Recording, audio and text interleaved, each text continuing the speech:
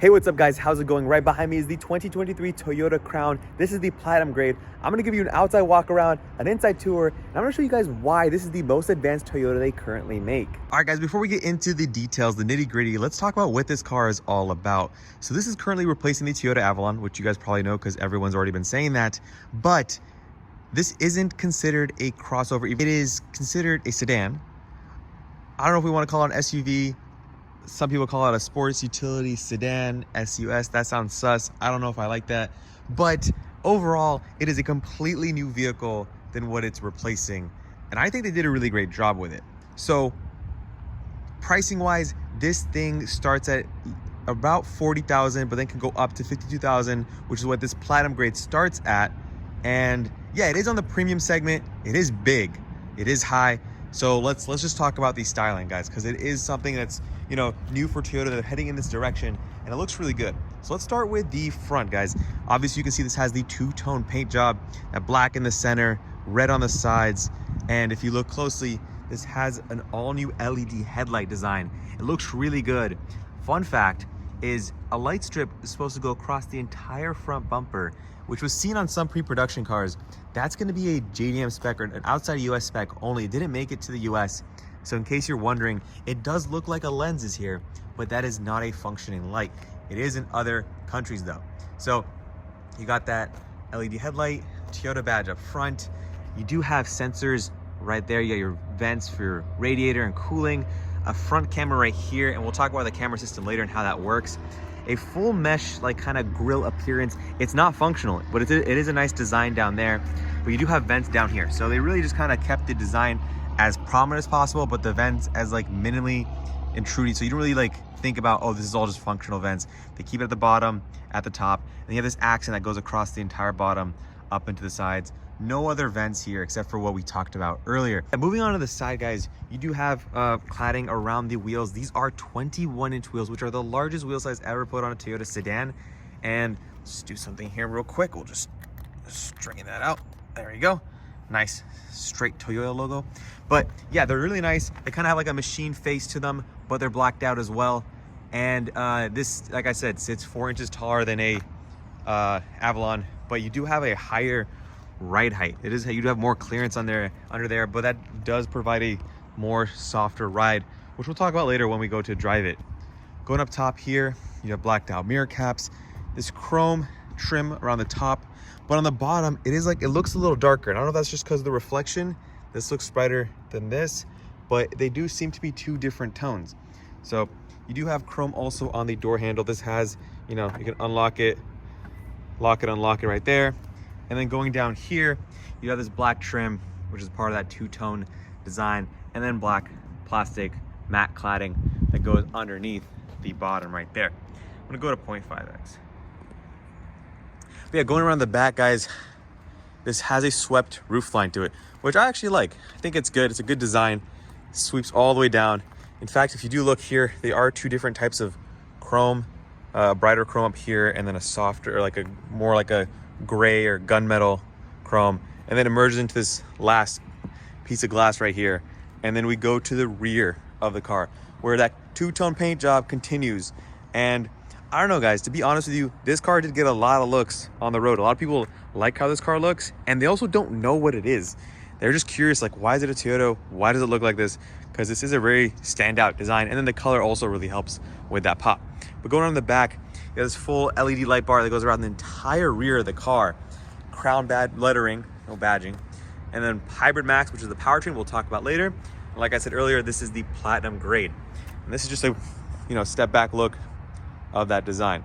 So if you guys are wondering, this is actually not a hatchback, it is a trunk. The button is right here. I would imagine it to be somewhere around here, but you have your camera, your washer system right there for your camera. You press here, you don't press underneath, which isn't too intuitive, but I guess you get used to it. And then I have my stuff back here, but 15.2, I believe, cubic feet. Seats fold down, 60/40, you just pull this tab here and here. And there is a space saver spare tire underneath, which is nice to see because a lot of companies have been getting rid of it, but this one does have it. So in case you get stuck in there, there's your latch. At least you know that.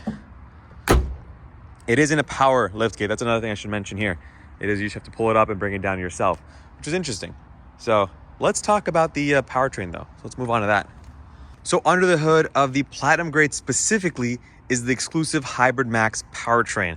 So that's powered by a 2.4 liter turbocharged engine combined with the battery and electric motor that combines makes 340 net horsepower and about 400 pound-feet of torque. And that's a lot. This thing does weigh a good amount. I'll put the weight up here if you guys are wondering, but this thing pulls 400 pound-feet of torque. Isn't a joke, and you feel that regardless of which drive mode you're in. You get on it, it will get you up to the speed you want.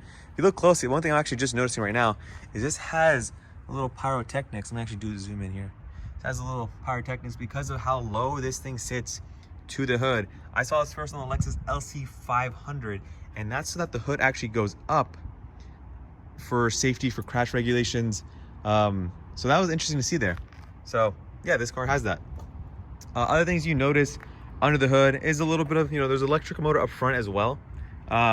Provides regen. You do have, because of this Platinum Grade Hybrid Max setup, you do have additional drive modes. The other powertrain is a 2.5 liter naturally aspirated engine, and that hybrid setup, so with that naturally aspirated engine, will get 41 miles per gallon. So that's more of the, MPG target powertrain. This is more of the performance powertrain, but it still gets respectable MPG. I believe in the high 20s, low 30s is what the combined MPG is, but I'll pop it up here so you guys can see that. But yeah, I want to know what you guys think about this. Put your thoughts on this powertrain in the comment section. They are rolling this out in other vehicles, so it isn't a unique to this vehicle setup. It is going to be, I feel like, rolled out across the lineup. And yeah, we get a turbocharged, we get an electric motor. Yeah, we get a turbocharged engine and an electric motor, which is great to see. Oh, and one thing I should talk about is that all crowns are offered in all-wheel drive. So engine with a small electric motor powers the front wheels, and the rear wheels are exclusively powered by electric motors. So you have your battery and your motor back there. So it's an all-wheel drive setup. You do not have a prop shaft that goes from the front to the rear, which is unique. So I believe you're getting guaranteed 30% of the power split to that rear axle thanks to that electric motor. And even on the lower tier hybrid system, the 2.5, so not the Hybrid Max, that also has an exclusive or the standard all-wheel drive system. So it's cool that if you're getting a Crown, you're going to be getting all-wheel drive. You don't have to think twice about it. It's not an additional option. It's baked into this architecture. So on the Hybrid Max, the transmission is a 6-speed automatic. Direct shift is what they're calling it. And then on the 2.5, the conventional hybrid, that is a CVT, I believe. So that's pretty much everything you need to know about the powertrain. Let's get inside this car. All right, guys, so getting inside the car, the first thing we're gonna look at are the door panels as well as just the interior. You do have, on this one, this is the black with this like kind of chrome or gold chrome trim. I'll just call it gold trim, honestly. Plastic door handles, nice like leather material on the sides. You got pockets down here for bottles and stuff, and then Crown on the door sill. But let's just hop inside, guys, because I want to talk about this interior here. So this is the steering wheel, guys. You do have a nice leather wrapped, very nice supple leather. It is a new design steering wheel for Toyota. So you have your directional controls here, back, your call button, volume rocker is over here, voice assistant if you'd like that, because this one does have it. Your different modes, left or right for tracks and other menus. Your cruise control, it was a little getting used to for me versus conventional Toyota cruise controls. You set it here. This is your lane keep.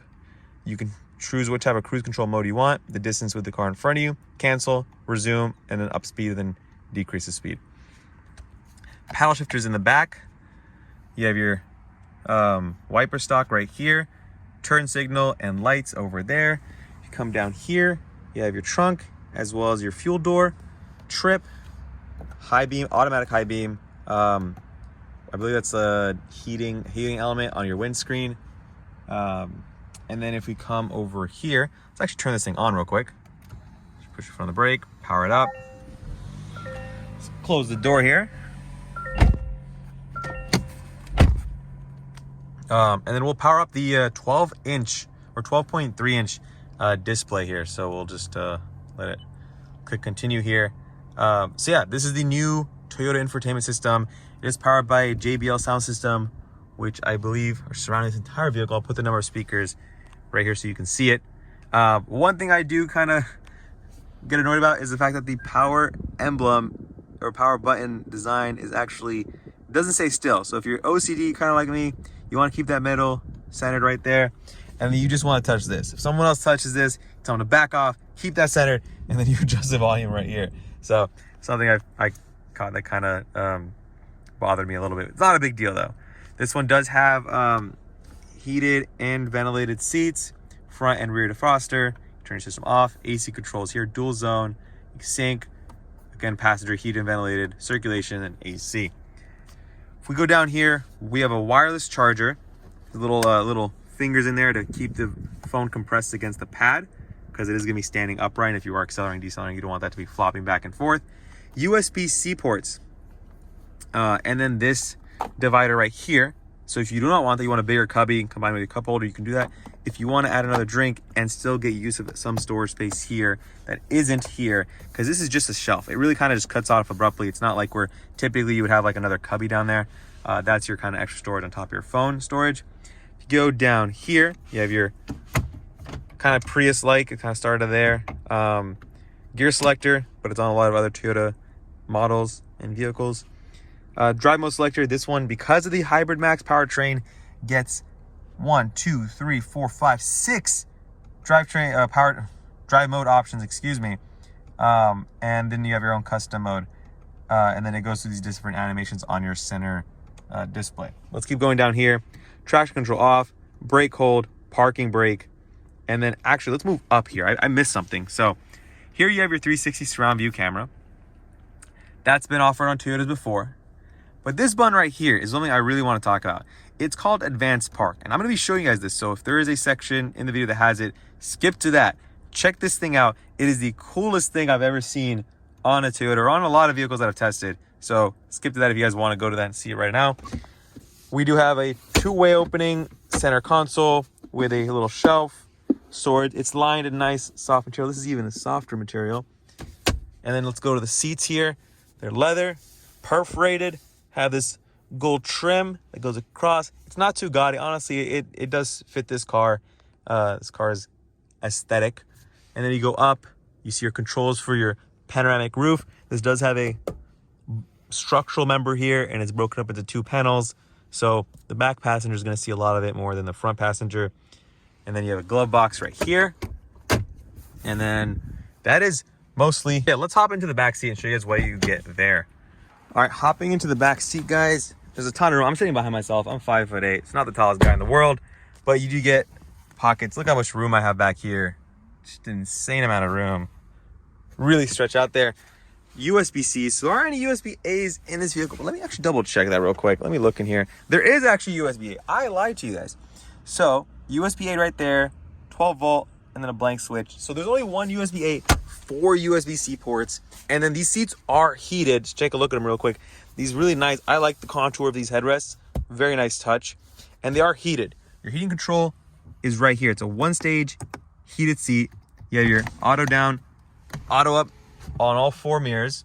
And let me show you the view back here. You can really take advantage of this nice panoramic roof, which I like. I'd pick it, honestly. And then down here is your armrest. Very nice and soft, very cushy. And then a little door flips up for your cup holder, which is lined in this felt. So if you do get drinks in there, it is going to get wet. So just, yeah, interesting choice there. So you do have little lights back here. There is a nice little hump to give you additional headroom, which is when you're actually leaning back here, you're going to want that headspace because this kind of does dip down pretty low.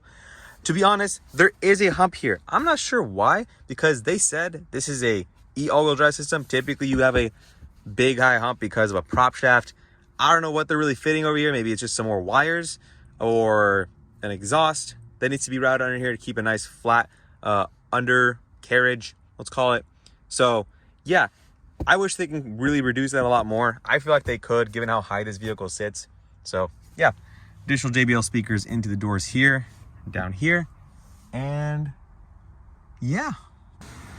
But yeah, guys, let me hook this thing up to the windshield, and let me show you guys the advanced park system, because It's really cool. I'll be honest, guys, I wanted to get straight to the advanced park because nobody's talking about this. Everyone's talking about how, you know, comfortable this car is. It's got adaptive suspension. You guys know that. You got your adjustable drive modes, which help tune that drive and feel. But let me show you guys the advanced park, because a lot of car parking systems, you know, will help you park. Nobody really uses them because they take practice. This one I think kind of does too, but it takes care of a lot more than the other parking systems. You can say Tesla's, you got to scan it, right? With the car drive by, it'll detect the spot, say it can park for you, right? This one does a little differently. Other systems will just do steering. You got to apply the brakes. If you don't, you're hitting the car. The car does not care at all. This one will do a lot more than just steer. So we're in a parking lot right now. I'm going to go bust a little Yui here. It's an empty parking lot. Guys, relax. We'll be fine here. And let's say you're in a parking lot and, you know, you want to do some, let's see if this thing's crooked at all. I don't know. Anyway, let's say you can do parallel parking jobs, perpendicular parking jobs, but you usually need cars, because this car needs to sense, the sensors need to sense a car is there. This one doesn't. You press the advanced park button and it will detect using the lines that are painted on the asphalt. If they're not painted, I don't know what it's going to do. I don't think it is going to detect a parking spot, unless you either have cars or lines or both. But check this camera out. You have multiple different options. You can select the parking spot in front of you, the parking spot right next to you, and then the parking spot behind you. It's giving you options based on what it is seeing available from that 360 surround camera system. But if I press start, check this out. You know, you are responsible for anything that happens. Disclaimer this, disclaimer that. You know, you're liable. It's your car. Take responsibility for your own actions. But take your foot off the brake, keep it hovered if you're paranoid, right? And it will do everything. Legally, I probably shouldn't be saying that, but it's changing gears, it's applying the brakes. I'm not touching the steering wheel, hovering, and it'll tell you its trajectory, where it's gonna go. Its sensors are gonna be active. If there were cars here, it'd be doing that. I'm not gonna do this in a, you know, packed parking lot, because I don't want to be annoying to anyone, in case I want to show, you know, different things, which I'm going to show you guys. But it'll tell you exactly where it's going to stop on that line. It says moving forward. It walks you through the whole process, which I like. And it's not like it's jarring or jolting, like it'll slam the brake. It's very smooth, very comforting. It's not fast, but it'll get the job done. And check this out. It is centering me in the lines. It's giving me a little pass through, like a transparent view with the sensors. And once it's all done, it'll do a nice little walk around. Check that out. Of the entire 360 of this car. So let's say you're parked next to a car, a curb, and say, hey, look, this is your surroundings.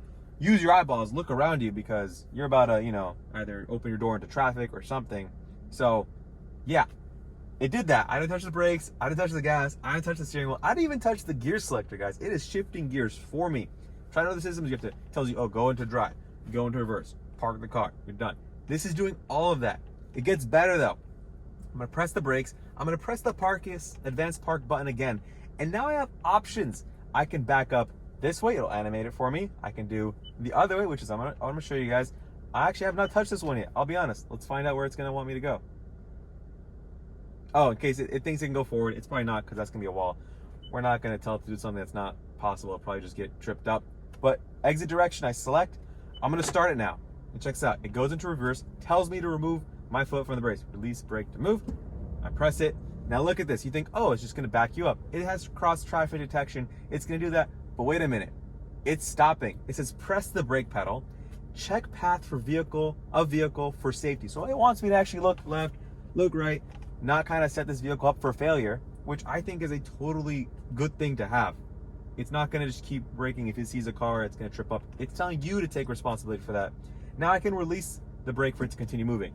The car is constantly going to be checking stuff, using sensors, cross traffic, all that good stuff. And check that out. The reason why I'm so excited, guys, is because I really like the system. It impressed me beyond what I expected of it. And I've tried a lot of different systems. It doesn't overpromise and underdeliver, which I think is a key aspect of a feature. And look at that. And I did try this in parallel parking situations with traffic, perpendicular spots with cars and traffic, and it did a really good job. I was more nervous because I don't want to hit a car, and it was my first time driving it. But nice, I can just take over, you know, press the accelerator, advance park, finished, and then we can go about our day. So if you suck at parking, or you know someone who does, send this to them. Maybe show them this car, or try to find another Toyota that ends up getting this advanced park system. And I think we'll have a lot better parking jobs out here on the world, which I really think we need. So I'm gonna wrap it up here. If you guys want to see drives of this car, there are plenty of them out there. A lot of great reviews do a good job of that. Check that out. See you guys in the next one. Peace.